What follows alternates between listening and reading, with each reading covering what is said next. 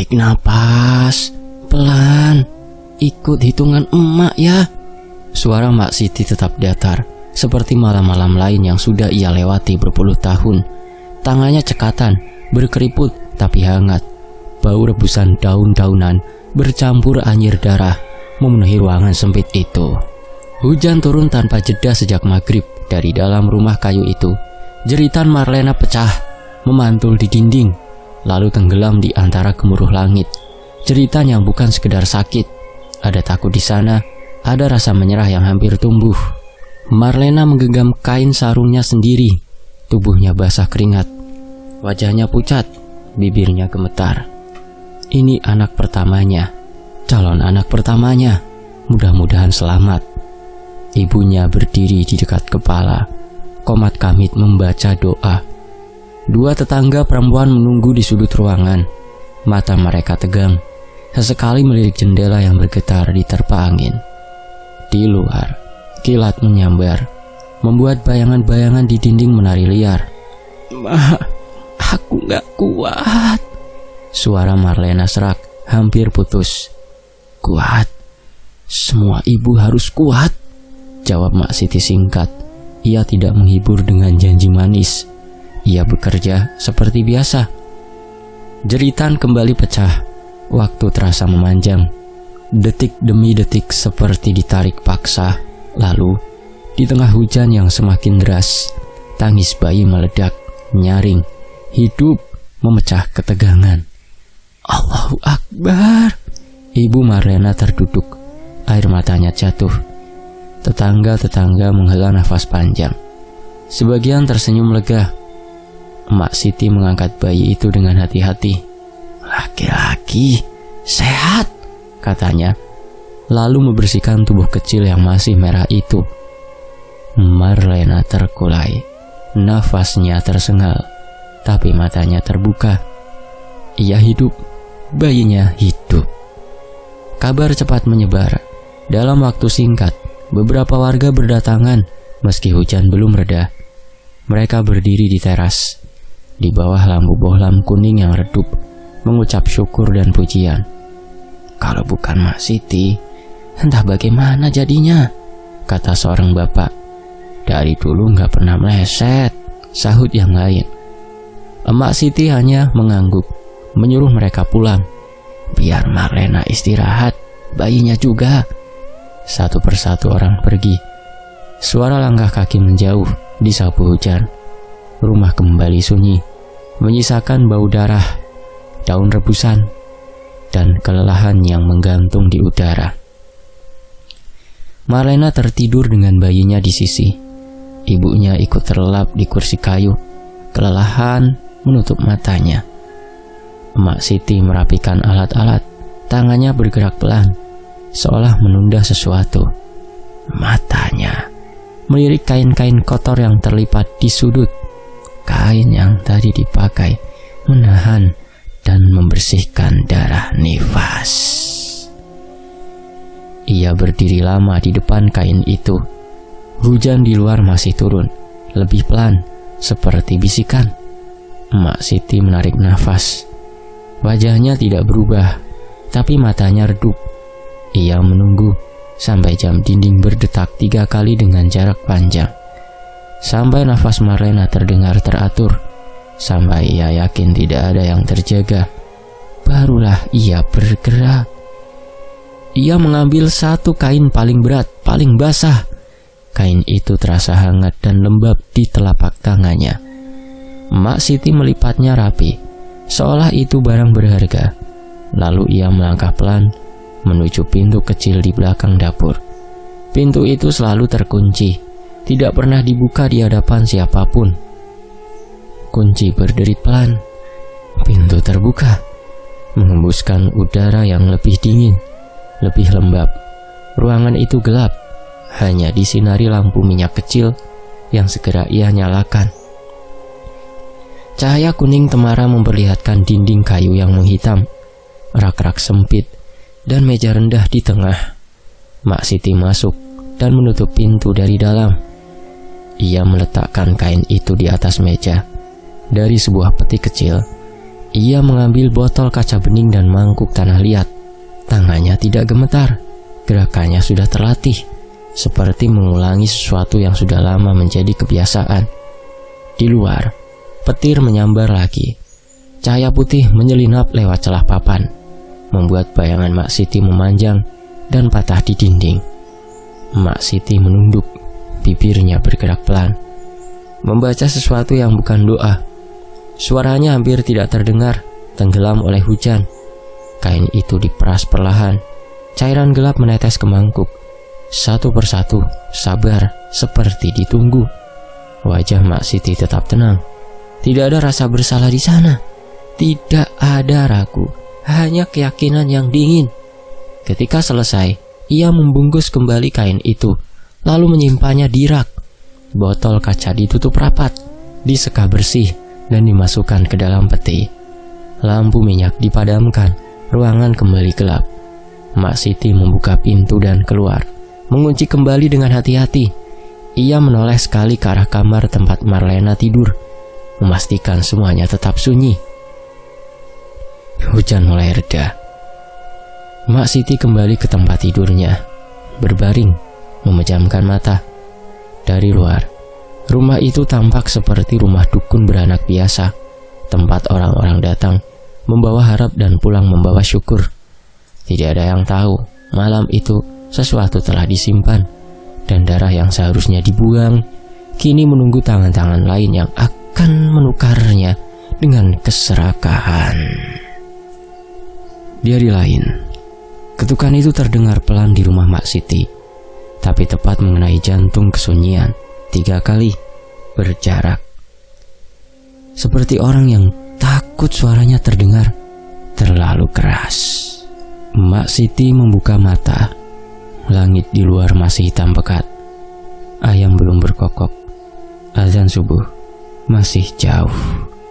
Jam dinding belum genap pukul 4. Ia tidak kaget. Ketukan seperti itu bukan hal baru baginya. Ia bangkit tanpa tergesa, menyampirkan kain ke bahu, lalu berjalan ke arah dapur. Tidak lewat pintu depan, tangannya langsung menuju pintu kecil di belakang rumah. Pintu yang jarang diketahui orang, pintu yang tidak pernah dibuka di siang hari. Ketukan itu terdengar lagi, kali ini lebih ragu. Mak Siti membuka sedikit. Seorang pria berdiri di sana. Penampilannya rapi, terlalu rapi untuk ukuran orang desa. Rambut disisir licin, kemeja putih lengan panjang, sepatu pantofel yang ujungnya mengkilap meski tanah halaman masih basah sisa hujan semalam. Akan tetapi, wajahnya tidak setenang pakaiannya. Matanya gelisah, nafasnya pendek-pendek. "Mak," suaranya lirih, hampir berbisik. "Saya datang seperti yang Mak bilang." Mak Siti menatapnya sebentar, lalu membuka pintu lebih lebar. "Masuk, jangan berdiri di situ." Pria itu melangkah cepat, seperti takut ada yang melihat. Pintu ditutup rapat dari dalam. Di dapur yang remang, Mak Siti duduk di bangku kecil. Ia tidak bertanya apa-apa, tidak perlu. Dari peti kayu di sudut ruangan, ia mengeluarkan sebuah bungkusan kecil berlapis kain hitam. Kain itu diikat rapi dengan benang putih. Pria itu menelan ludah, matanya tak lepas dari bungkusan itu. "Ini sama seperti yang dulu?" tanyanya pelan. Mak Siti mengangguk. "Sama. Cara pakainya juga sama. Jangan dilanggar." Pria itu mengeluarkan amplop coklat tebal dari tas lempangnya. Tangannya gemetar saat menyerahkannya. Mak Siti tidak menghitung. Ia hanya merasakan beratnya, lalu menyelipkannya ke balik kain yang ia kenakan. "Mak, beneran gak ada yang tahu?" Suara pria itu bergetar. Keringat mulai muncul di pelipisnya. Mak Siti menatapnya tajam. "Kalau kamu masih banyak tanya, berarti kamu belum siap." Pria itu buru-buru menggeleng. "Siap, Mak. Saya siap kali ini." Mak Siti menyerahkan bungkusan kain hitam itu. Pria tersebut menerimanya dengan 2 tangan, seperti memegang sesuatu yang suci sekaligus terkutuk. Tanpa salam, tanpa pamit, ia keluar lewat pintu belakang yang sama. Pintu kembali tertutup, sunyi. Mak Siti berdiri lama di dapur. Wajahnya datar, tidak ada senyum, tidak ada rasa puas. Ini hanya urusan biasa, seperti orang menjual beras atau gula. Di luar, fajar belum menyingsing. Kabut tipis menggantung di jalan desa yang masih sepi. Tidak jauh dari situ, di sudut jalan yang dibatasi pohon randu tua, seseorang berdiri diam. Dianto. Ia baru saja pulang dari rumah temannya di desa seberang. Motor tuanya dimatikan sejak beberapa meter sebelumnya karena knalpotnya berisik. Ia berniat menuntun motor pelan-pelan melewati rumah Mak Siti, lalu langsung pulang. Namun, langkahnya terhenti saat melihat sosok pria asing keluar dari pintu belakang rumah itu.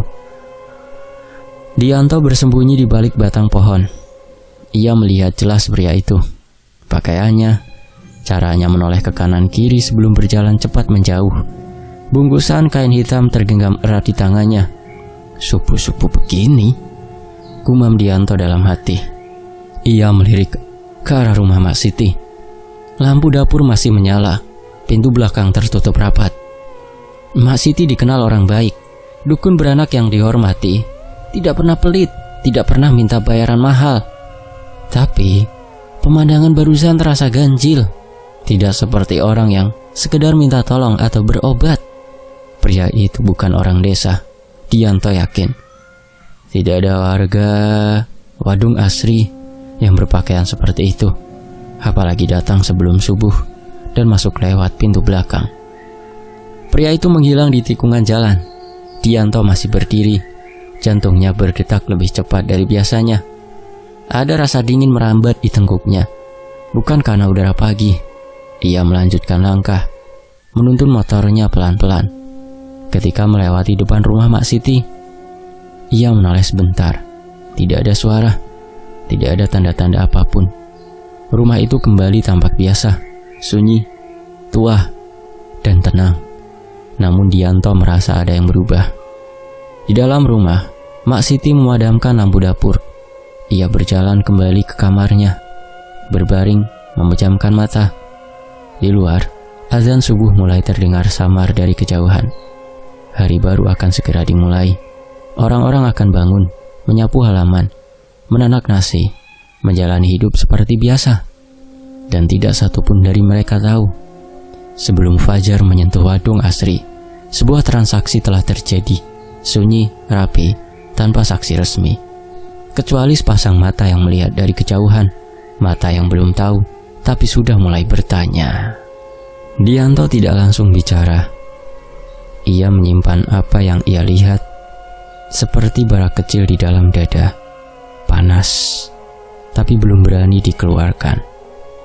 Beberapa hari ia jalani seperti biasa, membantu ibunya di ladang, nongkrong di gardu ronda, menyapa orang-orang yang lewat. Namun setiap kali matanya menangkap rumah Mak Siti, dadanya terasa mengeras. Pintu belakang itu, pria rapi itu, bungkusan kain hitam. Semua terus berputar di kepalanya. Malam keempat, Dianto akhirnya bicara pada ibunya. Mereka duduk di dapur, ditemani lampu minyak dan bunyi jangkrik. Ibunya, perempuan setengah baya, dengan wajah lelah tapi teduh, mendengarkan sambil mengaduk teh panas. "Kamu yakin lihatnya begitu?" tanya ibunya pelan, tanpa menatap. "Iya bu, subuh-subuh. Masuknya lewat belakang. Orangnya bukan orang sini." Ibunya terdiam lama. Uap teh naik, mengaburkan wajahnya. "Mak Siti itu orang baik, Tok. Dari dulu nolong orang. Kamu jangan sembarang nuduh ya." "Aku nggak nuduh bu, aku cuma cerita." Ibunya menghela nafas. "Cerita kayak gini bisa bahaya. Nama Mak Siti itu besar." Jawaban itu tidak memuaskan, tapi Dianto sudah menduga. Keesokan harinya, ia mencoba bicara dengan Pak Wiryo, tetua desa yang sering jadi tempat orang mengadu. Pak Wiryo mendengarkan dengan alis berkerut, tapi ujung bibirnya terkatup rapat. Kamu masih muda, Dianto. Banyak hal di desa ini yang gak bisa dilihat dari satu kejadian. Tapi Pak, cukup. Potong Pak Wiryo halus. Kalau cuma lihat orang datang subuh, itu bukan bukti. Satu persatu, Dianto mendapati tembok yang sama. Orang-orang menolak percaya. Bukan karena tidak mau mendengar, tapi karena takut merusak sesuatu yang selama ini mereka pegang. Mak Siti bukan sekedar dukun beranak. Ia simbol keselamatan, simbol tradisi, simbol kepercayaan. Akan tetapi, bisik-bisik tidak bisa dihentikan sepenuhnya. Di pasar, Dianto mulai mendengar cerita kecil tentang orang-orang kaya mendadak dari luar desa, tentang tamu-tamu asing yang datang malam-malam ke rumah Mak Siti. Cerita itu tidak pernah utuh, selalu terpotong, selalu dibungkus tawa canggung. Sampai suatu sore, Dianto mendengar satu nama. Pak R. Suara dua lelaki di warung kopi itu sengaja direndahkan, tapi cukup jelas bagi telinga yang waspada. Katanya sekarang sawahnya nambah lagi, padahal dulu bangkrut. Lah kamu gak tahu apa? Dulu kan dia sering kesini, ke rumah Mak Siti. Jantung Dianto berdegup. Ia pura-pura sibuk mengaduk kopi, tapi telinganya menajam. Malam itu juga Dianto mencari Pak R. Ia tidak langsung menuduh. Ia datang sebagai orang desa yang ingin tahu, membawa rokok dan basa-basi. Pak R menyambutnya di teras rumah yang kini tampak jauh lebih layak dari sebelumnya. Lantai keramik baru, motor besar terparkir di samping. Awalnya, Pak R menolak, tertawa kecil, menganggap semua hanya rezeki. Tapi tatapan Dianto tidak goyah. Ia menunggu, dan keheningan seringkali lebih menekan daripada pertanyaan. Kalau kamu mau dengar, akhirnya Pak R bersuara lirih. Ini bukan buat diceritakan ke sembarang orang. Dianto mengangguk. Cerita itu keluar patah-patah, tentang janji kaya cepat, tentang ritual yang tidak melibatkan darah hewan, tapi sesuatu yang lebih kuat, tentang bungkusan kain hitam yang harus disimpan dan diperlakukan dengan cara tertentu. Darah apa? Tanya Dianto. Suaranya nyaris tak terdengar. Pak R menunduk. Darah perempuan habis melahirkan, darah nifas. Dunia Dianto seakan berhenti. Itu darah nifas, lanjut Pak R. Suaranya bergetar. Emak Siti yang menyiapkan. Katanya darah itu paling ampuh, masih hangat dari doa dan jeritan. Dianto menelan ludah. Di kepalanya muncul wajah-wajah perempuan desa. Marlena, ibunya sendiri, para tetangga yang melahirkan dengan pasrah dan percaya. Anda sadar itu darah siapa? Suara Dianto pecah. Pak R tidak menjawab. Ia hanya menunduk lebih dalam. Dianto pulang dengan langkah gontai. Setiap rumah yang ia lewati kini terasa berbeda. Seolah dinding-dinding itu menyimpan rahasia. Seolah tangisan bayi yang dulu ia dengar menyimpan jejak lain yang lebih gelap. Yang membuatnya bergidik bukan sekedar ritualnya, bukan soal pesugihan atau uang, tapi kenyataan bahwa kepercayaan telah dijadikan barang dagangan, bahwa tubuh para ibu dalam keadaan paling lemah dan suci telah diambil tanpa izin, tanpa pengetahuan. Malam itu Dianto tidak bisa tidur. Bisik-bisik di kepalanya makin ramai, dan ia sadar sesuatu yang besar tidak bisa lagi ditahan. Rahasia yang terlalu lama disimpan mulai mencari jalan keluar. Pelan tapi pasti, seperti air yang merembes dari retakan tanah. Dan Wadong Asri, tanpa sadar, sedang berdiri di ambang sesuatu yang tidak pernah mereka bayangkan sebelumnya. Pagi itu, pasar desa ramai lebih cepat dari biasanya.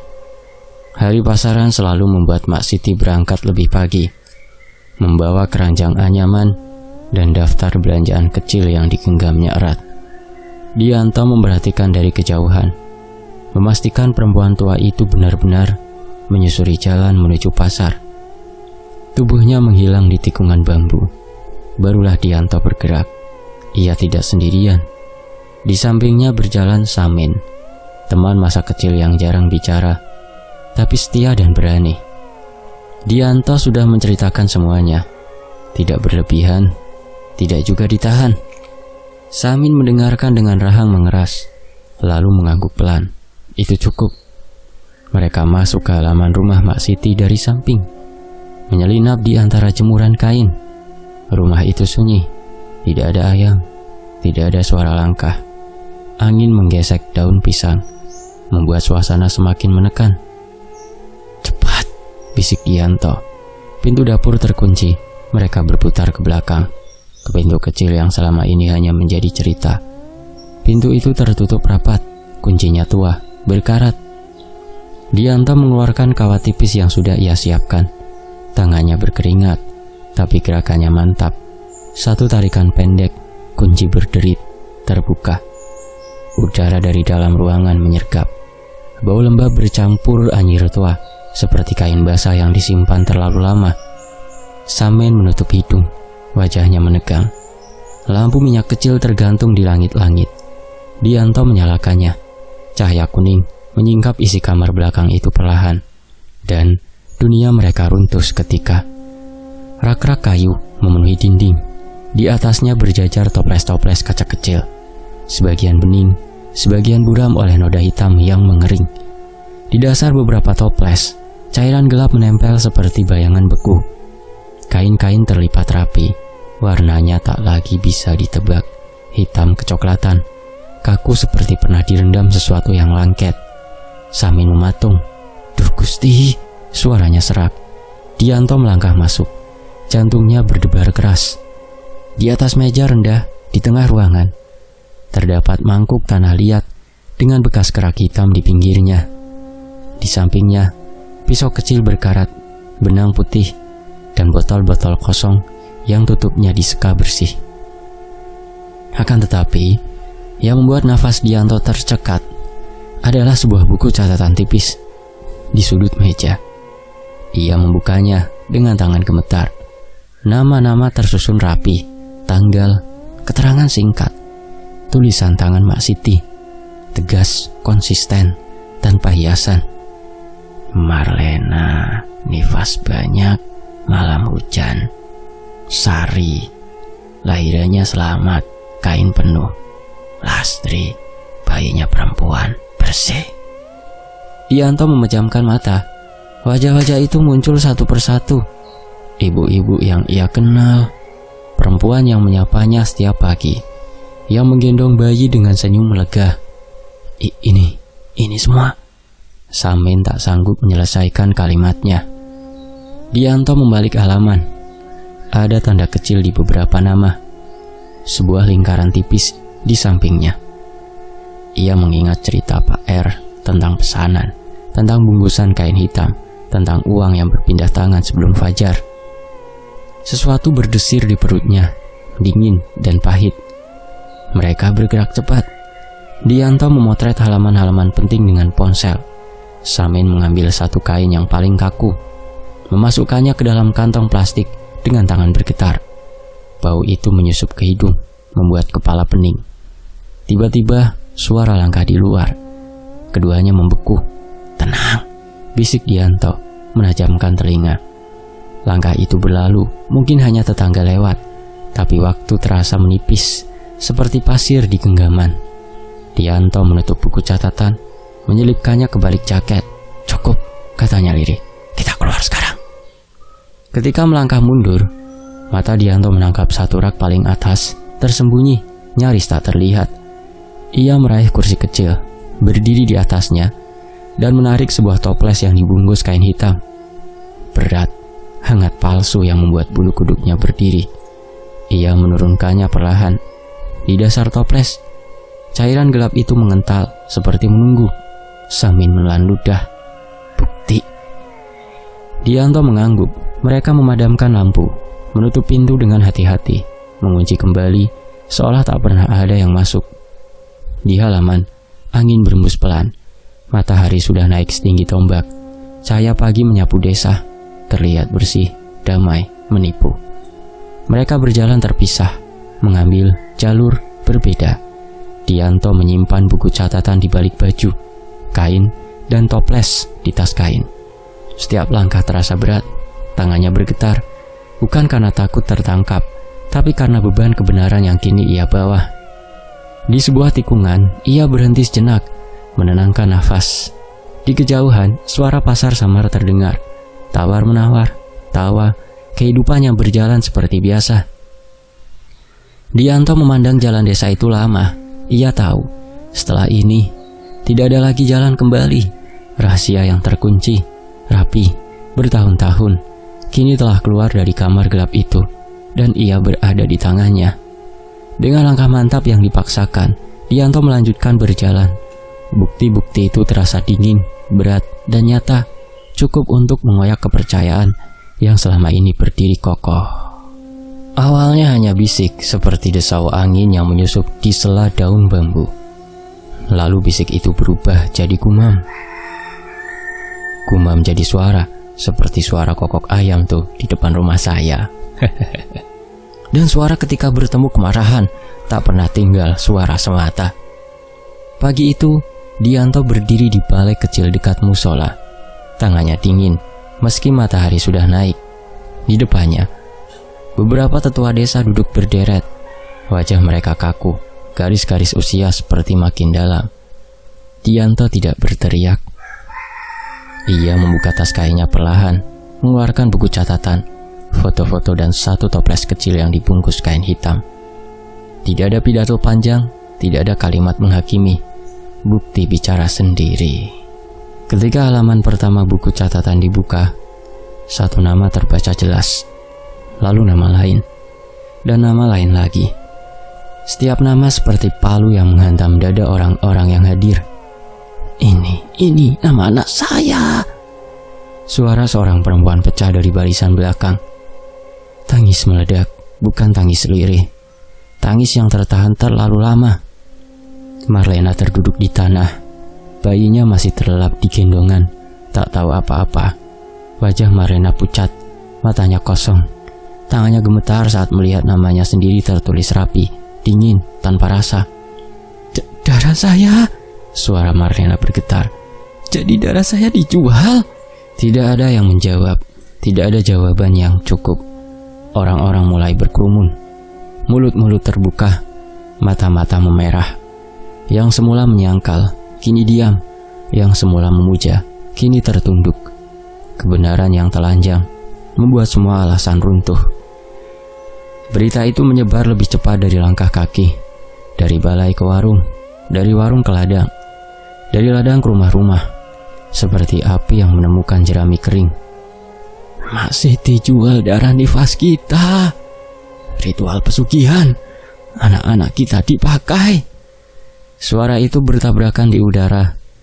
Lelaki mulai berdatangan dengan wajah keras. Golok yang biasa dipakai menebas rumput kini digenggam erat. Obor dinyalakan.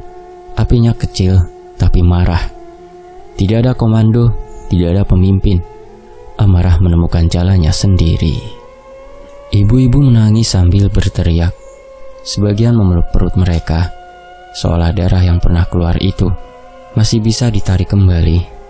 Sebagian lain memeluk bayi mereka erat-erat, seakan takut ada tangan lain yang akan merampas. Selama ini kita percaya, teriak seseorang. Kita pasrahkan tubuh-tubuh anak kita. Dianto berdiri di pinggir, dadanya sesak. Ia tidak merasa menang, ia tidak merasa lega.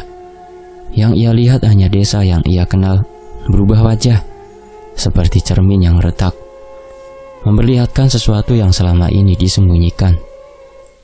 Kerumunan bergerak, langkah-langkah berat menyatu. Obor bergoyang, golok berkilat, teriakan menggema. Memantul di dinding rumah-rumah kayu, menuju satu alamat.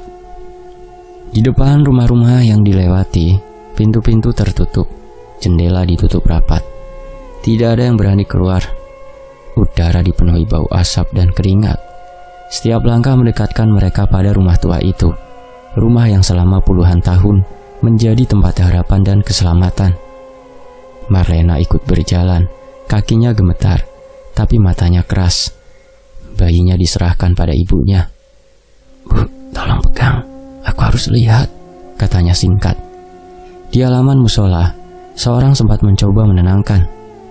"Kita bawa ke aparat, jangan main hakim sendiri," teriakan menelan suara itu bulat-bulat. "Kalau bukan kita siapa lagi? Kalau bukan sekarang kapan?" balas yang lain. Amarah tidak mengenal prosedur. Ketika rumah Mak Siti akhirnya terlihat dari kejauhan, kerumunan berhenti sesaat. Sunyi, aneh, menyelimuti mereka. Rumah itu tampak biasa, terlalu biasa. Dinding kayu kusam, pintu tertutup, tidak ada tanda-tanda. Sejenak keraguan menyusup. Lalu seseorang melempar batu, kaca jendela pecah. Suara itu seperti aba-aba yang tak terucap. "Keluar!" teriak seorang laki-laki. "Keluar!" Tidak ada jawaban. Obor diangkat lebih tinggi, api menari, memantulkan bayang wajah-wajah yang dipenuhi amarah dan luka. Marlena maju selangkah, tangannya mengepal. "Mak Siti!" Suaranya serak tapi terdengar. "Keluar!" Angin berhembus. Daun-daun pisang berdesir, pintu tetap tertutup. Dianto menatap rumah itu. Perasaannya campur aduk. Di benaknya terlintas wajah Mak Siti yang tenang, tangan keriput yang dulu dieluk-elukan. Semua itu kini seperti cerita lama yang salah tempat. Kerumunan makin rapat, nafas-nafas berat saling bersentuhan. Api obor menjilat udara, golok terangkat, tangis bercampur teriakan. Desa Wadung Asri mendidih. Dan di tengah dentuman amarah itu, satu alamat menjadi pusat dari semua luka, semua kepercayaan yang runtuh, semua dosa yang akhirnya dituntut untuk menampakkan diri. Sementara itu, Mak Siti merasakan firasat itu bahkan sebelum kakinya menjejak halaman rumah. Ada yang salah. Keranjang belanja di tangannya terasa lebih berat dari biasanya. Bukan karena isinya, tapi karena udara di sekitar rumahnya berbeda. Sunyi yang terlalu rapat. Tidak ada suara ayam, tidak ada sapaan tetangga. Angin berhenti seolah menahan nafas. Ia membuka pintu depan, masuk, langkahnya terhenti di dapur. Pintu kecil di belakang, pintu yang selalu ia pastikan terkunci, terbuka setengah. Kuncinya menggantung, miring, bekas dipaksa. Mak Siti tidak berteriak, tidak memanggil siapapun. Wajah tuanya menegang, tapi matanya justru jernih. Ia melangkah cepat ke kamar belakang. Rak-rak itu masih berdiri. Toples-toples masih berjajar. Namun, satu ruang kosong langsung menampar matanya. Buku catatan hilang. Darah di wajah Mak Siti surut. Tangan keriputnya mencengkram pinggir meja. Dalam kepalanya, hitungan berjalan cepat. Ia tahu, jika buku itu keluar dari rumah ini, maka semuanya selesai. Dari kejauhan, samar-samar terdengar suara. Bukan satu dua orang, banyak, bergemuruh, seperti arus air yang sedang mencari jalan turun. Mak Siti bergerak. Ia tidak mengambil apa-apa, tidak menutup pintu. Ia hanya berbalik dan berjalan menuju pintu belakang. Langkahnya cepat, jauh dari kesan rentah. Kaki tua itu sudah terbiasa berjalan dalam gelap, sudah hafal tanah desa dan batas-batasnya.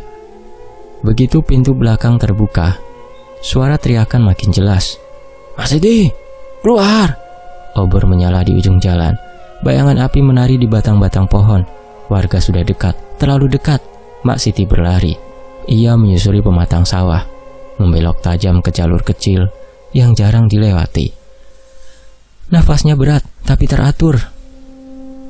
Setiap helaan seperti ditarik dari dalam dada yang penuh debu kenangan. Tangannya gemetar, bukan karena takut, tapi karena tubuhnya tahu batasnya sendiri. Di belakang, suara langkah mengejar. Ada yang berteriak memberi arah, ada yang menunjuk. "Ke hutan! Cegat dari sana!" Desa kecil itu tidak memberi banyak pilihan.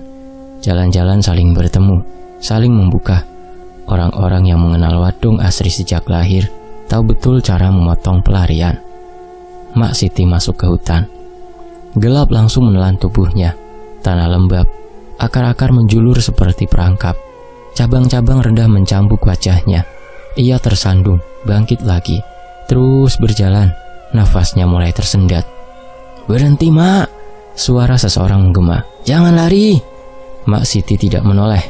Dalam kepalanya, wajah-wajah muncul silih berganti. Bayi-bayi yang pernah ia tolong, ibu-ibu yang memanggil namanya dengan penuh syukur, uang-uang yang ia terima diam-diam, mantra-mantra yang ia hafal di luar kepala. Tidak ada penyesalan yang bulat, yang ada hanya kelelahan. Langkahnya melambat, lututnya nyeri. Setiap tarikan nafas terasa seperti menghirup asap. Ia mencapai bagian hutan yang lebih rapat. Tanahnya menurun, licin oleh lumut dan daun basah. Suara di belakang semakin dekat. Cahaya obor menyusup di sela batang pohon, berkedip seperti mata-mata yang marah. Mak Siti mencoba mempercepat langkah. Kakinya menginjak tanah yang tampak keras, padahal rapuh. Lumut itu menipu. Lalu ia terpeleset. Tubuhnya terhuyung ke depan, tangannya meraih udara kosong. Dalam sepersekian detik, ia merasakan dunia miring. Suara teriakan menjauh, dan angin dingin menyambar wajahnya. Jurang. Tubuh Mak Siti jatuh, membentur batu dan tanah, berguling dalam gelap. Suara tulang bertemu keras terdengar kering, terputus, lalu senyap. Hanya daun-daun yang bergetar, seolah menutup aib yang baru saja terjadi. Di atas, warga berhenti di tepi jurang. Obor-obor diangkat, wajah-wajah menegang. Tidak ada yang langsung bersuara. "Mak Siti!" Seseorang memanggil, ragu. Tidak ada jawaban. Cahaya obor diarahkan ke bawah. Tubuh tua itu tergeletak tak bergerak, tertutup bayangan dan tanah basah. Kepala miring tidak wajar, darah tipis mengalir, bercampur lumpur. Sunyi turun seperti tirai berat. Tidak ada sorak, tidak ada kepuasan, hanya nafas tersengal dan mata-mata yang tiba-tiba kehilangan amarahnya. Apa yang tadi terasa mendesak, kini terasa kosong.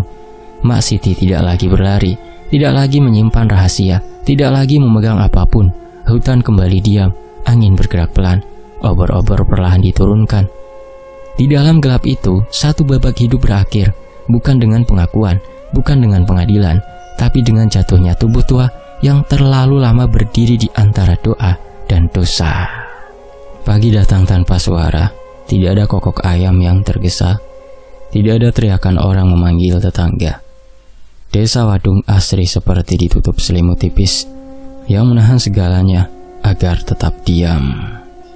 Keheningan itu aneh, tapi bukan keheningan yang menakutkan. Lebih seperti nafas panjang setelah tangis yang terlalu lama ditahan. Kabar kematian Mak Siti tidak diumumkan dengan teriakan. Ia menyebar pelan, dari mulut ke mulut, dengan suara yang lebih rendah dari biasanya. Tidak ada yang membesar-besarkan, tidak ada yang merasa perlu menambah bumbu. Semua sudah cukup. Di rumah-rumah, pintu terbuka lebih pagi. Orang-orang keluar dengan wajah letih, mata sembab, tubuh lesu. Tapi langkah mereka lebih ringan, seperti ada beban yang jatuh, meski meninggalkan bekas nyeri. Tidak ada lagi tamu asing yang datang subuh-subuh. Tidak ada sepeda motor berhenti diam-diam di ujung jalan. Jalan desa kembali menjadi milik anak-anak yang berlarian dan ibu-ibu yang menyapu halaman. Marlena berdiri di depan rumahnya, menggendong bayinya yang tertidur pulas. Sinar matahari pagi jatuh lembut di wajah kecil itu. Marlena mengusap kening anaknya pelan, seolah memastikan semuanya nyata. Ia menarik nafas dalam-dalam. Untuk pertama kalinya sejak melahirkan, dadanya terasa lapang. Tidak ada lagi bayangan tangan lain yang menyentuh tanpa izin. Tidak ada lagi rasa kotor yang tak terlihat. Ia merasa utuh kembali, sebagai perempuan, sebagai ibu. Ibunya berdiri di belakang, menatap mereka berdua dengan mata berkaca-kaca. Tidak berkata apa-apa, doa-doa kecil cukup dibaca dalam hati. Di ujung desa, Dianto duduk di teras rumahnya. Ia tidak melakukan apapun, hanya duduk memandang jalan tanah yang kosong, membiarkan angin pagi menyentuh wajahnya. Di kejauhan, suara orang mengaji terdengar samar dari musola. Ia tidak merasa bangga, ia juga tidak merasa menjadi pahlawan. Yang ada hanyalah kelelahan yang akhirnya diizinkan keluar. Kebenaran memang sudah sampai pada tempatnya, tapi jalannya menyisakan luka di mana-mana. Samin datang membawa 2 gelas kopi. Mereka duduk berdampingan tanpa banyak bicara. "Desa kita berubah," kata Samin akhirnya. Dianto mengangguk pelan. "Mungkin memang harus begitu, men."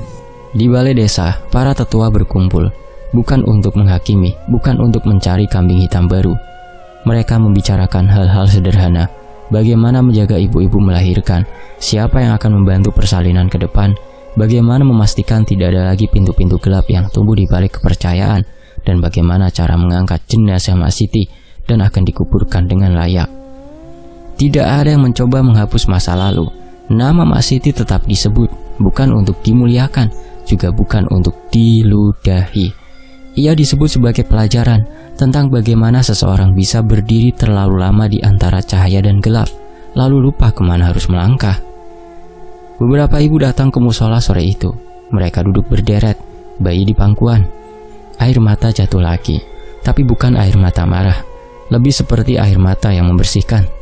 "Mulai sekarang, kita jaga satu sama lain ya," kata seorang ibu. Suaranya lirih tapi tegas. Yang lain mengangguk. Malamnya, wadung asri diterangi lampu-lampu rumah yang menyala lebih awal. Tidak ada cerita horor yang dibisikkan di sudut jalan. Tidak ada lagi rasa takut akan rahasia yang tersembunyi. Orang-orang lebih sering mengucap istighfar daripada gosip. Di masjid, shaf terasa lebih rapat. Doa-doa dipanjatkan lebih lama, bukan karena takut, tapi karena ingin kembali dekat, ingin menambal jarak yang selama ini terbuka oleh keserakahan dan kelalaian. Hutan di pinggir desa tetap berdiri seperti biasa, sunyi, menyimpan kisahnya sendiri. Tidak ada yang mendekat ke jurang itu lagi. Tidak ada yang ingin mengecek, mengorek apa yang sudah selesai. Pagi demi pagi berlalu, Wadung Asri kembali menjadi desa kecil yang sederhana. Tidak lebih kaya, tidak juga lebih miskin, tapi lebih waspada, lebih rendah hati.